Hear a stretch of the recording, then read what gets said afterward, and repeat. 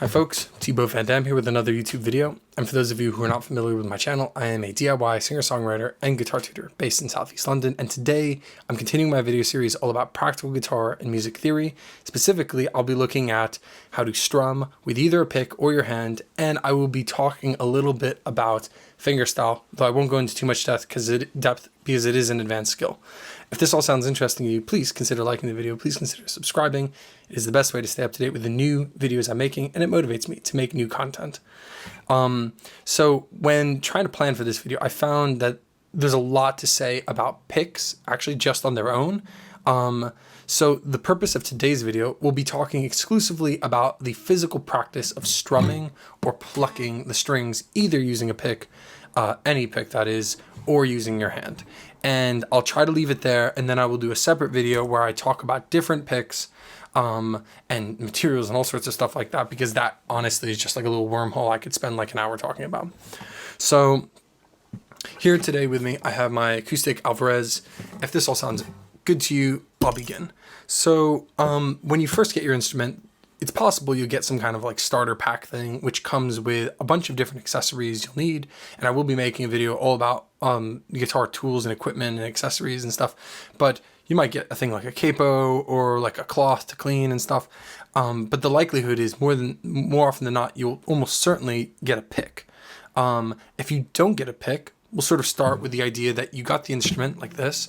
Now you just have your hand. And so like, what are you going to do? Right? So the idea here is that when you're playing your instrument, you're going to try to use your hand as a way of getting a sound out of the strings.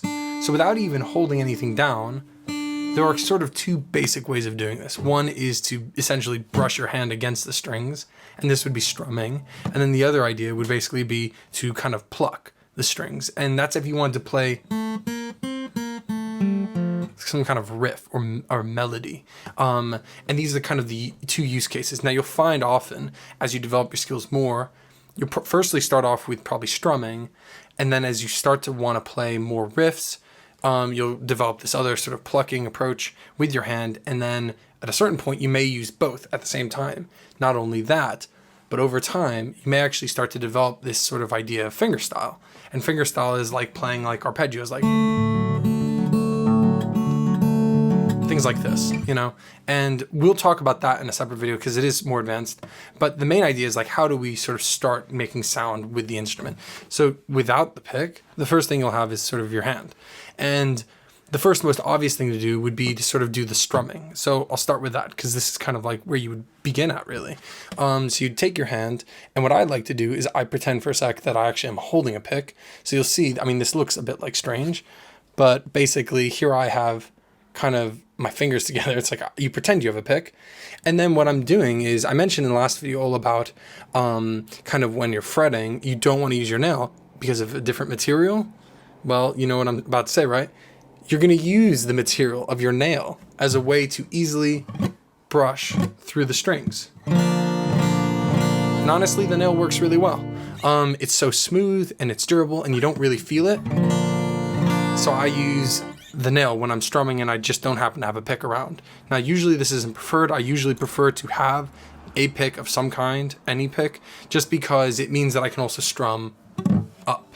And you might have noticed just now, when I strum down, when I strum up, there's actually a characterful difference. And I'm not splitting hairs here. It's like, I think, very noticeable. When you use your nail, you get a much cleaner, brighter sound. And when you strum up, the issue is that you end up using the tip of your finger to actually do that. And if you listen, when I strum but I mute all the strings, it's like a brighter, clackier sound. And when I use my finger, it's like muted and soft, and it doesn't really sound like it has a strong action. And when I say action, this is interesting actually, but action I mentioned in the last video has to do with the height of your strings. Action can also mean like a transient response, and a transient response could have to do with, like, if you hit a drum, that peak, that initial pop sound, that is your transient. So it's kind of like the action of an instrument has to do with the first time you notice the sound, really.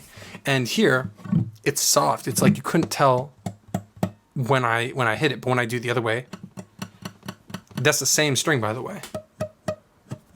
That's what it would sound like going up and then on the nail. Totally like a million years apart, really. They're so different, really. And this is why I prefer a pick, because it allows me to strum not only down, but also up. So if I need to strum up, I mean, one of the things I might do is try to use my thumb, but I really avoid that because it means I rotate my hand too much. So what I end up doing often is if I have to strum and I don't have a pick at my disposal, I end up getting kind of two different qualities of strum, again, inconsistent, and we're trying to limit variables here. And so here, if you're strumming with just the finger, it will work. It's just that you may find not only that you get different sounds when you strum up, but also it kind of hurts more. And not to say it hurts a lot, it's just if you do this enough, the strings do start to sort of just abrase against the tip of your finger, and it does start to actually hurt. So it's something you want to keep in mind. And so that's kind of the thing to consider. Now this leads me to kind of the next concept, which is sort of fingerstyle or plucking the strings. So consider the following, which is that I'll talk right now about physical things to guidelines to look out for when you're trying to pluck each string. And then consider the idea that you can extend these guidelines to apply to all your fingers, ergo fingerstyle, right? Because if you can pluck on one string, if you can do that with just one finger, you can kind of go, and you can start to think about what it takes to actually pluck a string, but not just with one finger, but with two or as many of them as you can. Now, the next thing I'll say is that I don't typically use my pinky. This is sort of an anomaly. I would think that more guitarists that play fingerstyle would use their pinky, but they don't, actually. It's very common to not use your pinky.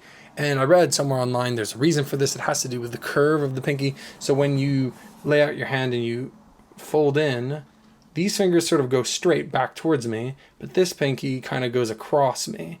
And so what it means is that it's harder to get a more controlled use thing. I don't know. So I feel like a lot of really great classical guitarists, I mean, honestly, you can, if you had another finger at your disposal, you'd probably use it. So, I mean, it's something that I always think, oh, I should probably start using it. And one thing is true, which is that as you start to use more fingers, you definitely get better at using them. So it's another thing to consider. But going back to this idea of just plucking one string, how are we going to achieve that? So I mentioned when we strum up, we're going to start with the tip of our finger, kind of like the face, like I talked about in the last video. And we're going to sort of do that this time as well. We're going to start with the tip of our finger. But what you might notice is that there can be contact with the nail. And actually, this is the exact opposite of what I was saying with correct fretting. With correct fretting, you don't want to make contact with the nail because you'll get inconsistent results if you don't always use it. But on the other hand, literally, when you play with your right hand, your picking hand, that is, you can use your nail, actually. And so much so that a lot of guitarists will use almost exclusively nail. Now, I am of the school of thought that it's good to use a combination. So I use the tip of my finger as a way of sliding the string off my hand, but then my nail is the thing that releases the action. You'll see my nails are kind of long, actually. Now my index finger, the nail has it broke a little while ago, so I'm growing it back out. But this leads me to another video that I'll be making, which I'm not gonna go too much into, but it's important you maintain your nails. The bottom line of it is that you've got to file your nails. So you want to use a nail file. I'll talk about how to do it, which sort of nail files work best in a separate video, but you don't want to bite your nails. You don't want to be clipping them sometimes even. You want to really let them grow out and keep them long. And what you'll find is that actually, if I can show you, as I push this sort of part of my flesh, you'll see the top of your finger, the tip of your finger is soft. And when you have the nail at the back, it reinforces it. So it makes it firmer. And it kind of does work both ways. Like I was saying before with the strumming, you know, the nail is a hard, flat surface. And because of that, you know, it protects your finger. And so you have no sensation on it. And what you'll find is actually that when you use your nail strumming down, that you actually have this kind of rigid ability to play, which makes it easier. That's why picks are actually used, because it gives you the option to kind of use something rigid between the strings. And then when you're going back up, you'll actually notice if you have a nail or not. So I would just take a look at your hands right now and say, are my nails, do they look really short? How much of my fingertip goes over my nail? And then what I would suggest is at minimum, growing your nails out to at least match the height of the tip of your finger. In some cases, even longer. And I wish that the exposure could be different, because I would get closer and I would show you, but for some reason, just the exposure is way off today. So that just about does it with sort of picking. I guess that this guideline is that you would use kind of the tip of your finger and try to get the nail involved to slide the finger off. And you could use it like a button. And in a way, what you're trying to do is limit the amount of motion that the finger itself is doing. And instead, you're kind of using it as it's kind of a way of understanding the strings, actually. The strings are a moving part in a way. So that's the first thing to realize. When you pluck the string vibrates. It actually is moving. So the idea is you want to sort of let the tip, this part of your finger, go completely limp. You want to let it respond to the string's tension.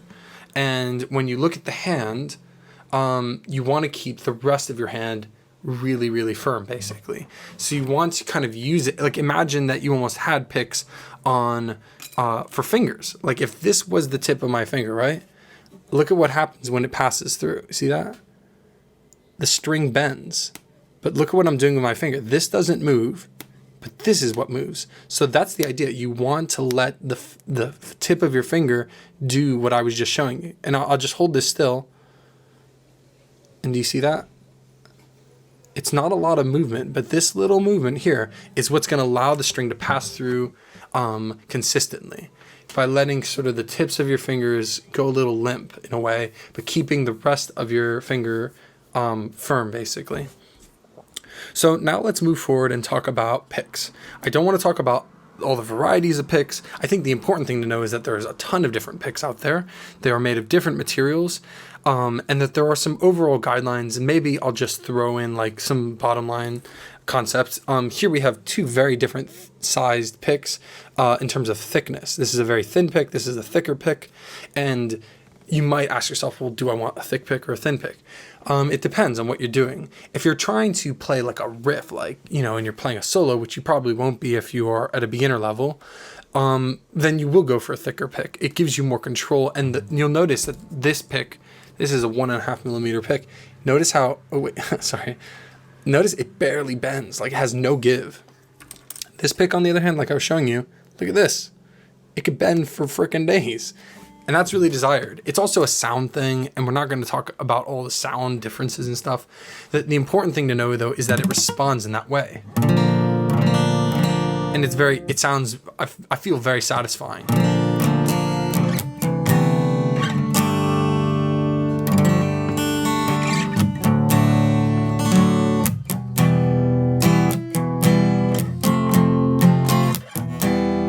And you get a lot more control. It means you can strum up, you can strum back down. So now the question is, well, how do you hold the frickin' pick? How do you hold the frickin' pick? So what I like to do is I like to point it at the wall. So you'll see, given the shape of the pick, there's it's sort of a triangle, but it really is longer on one side than the others. And you won't always get that, but most picks do look like this, most of them really. And you want to take that tip and let it point towards the wall. It's going to be parallel with the ground, pointing out a wall. Then what I do is I take my thumb and I cover sort of this part, right? And hopefully you can sort of see that. And then what I do is I let my index finger come underneath at sort of an angle like that. Now, you'll see that when my thumb covers the pick, wow, this is really uncommon. This is really uncomfortable for me to do, but I will just show you if I can. You'll see that there's variety of how much I show the tip, right? Now, this is another thing to do with control. If you show less of the tip, you have more control. If you show more of the tip, you have less control, right? And this is really good for strumming. If you're trying to strum, this is how you want to do it, sort of. You want to have a good amount for give. See that? All that can move. When I show less, I got a lot less that can move. So that's why. And it's the same principle of the thicker picks, you know, that a thicker pick is going to give you more control. And so like I might show that only that much of the tip. You can see only like that much if I want to play like, you know, like a really fast riff. But if I'm strumming, and you can hear a sound difference too, but you know, but if I'm strumming and I show that much, like I could try playing the riff too, like But like even there, I just made a mistake, and it's just because there's so much material that you have to move it between the strings. And so what you might notice is actually that there is such thing as called alternate picking. I'll talk about this in a separate video, but it's not only strumming down, but also back up. And this is the idea that applies to not only strumming, so strum down, strum up, strum down, strum up, but also the idea that applies to picking. So you could go down, up, down, up, down, up. This is called alternate picking, like I said, and this will be a separate video that I'll talk about because this is an invaluable technique and I'll have to find a better way to show it to you. So I hope that this video has been helpful. I think I've covered kind of the main ideas of strumming and using a pick and sort of the seedlings of the idea of fingerstyle. If you feel I missed anything out, please write something in the comments below. And if you did find this informative and helpful, if you think that you're a little bit more able to do the strumming and the picking and all that, please like the video. Please consider subscribing to the channel. It's the best way to stay in the loop. And of course, it continues to motivate me to make new content. Thanks to all the people that do subscribe, and I'll see you at the next video. Ciao for now.